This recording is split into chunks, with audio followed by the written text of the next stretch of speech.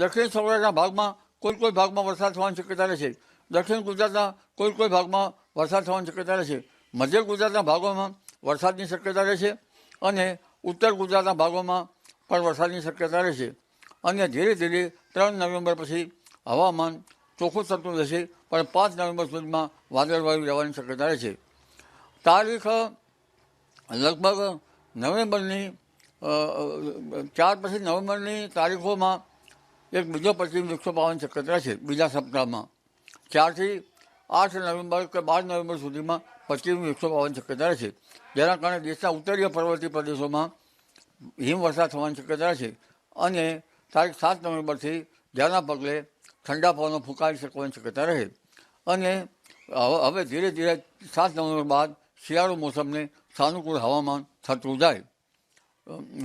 અને ત્યારબાદ તારીખ 18 નવેમ્બરથી બંગાળ ઉપસાગરમાં એક ચક્રવાત આવવાની શક્યતા રહેશે, જેના કારણે 18 થી 24માં ગુજરાતનું વાતાવરણમાં વાદળવાયુ આવવાની શક્યતા રહે અને ક્યાંક ધૂળ વાતાવરણ અથવા તો માવઠા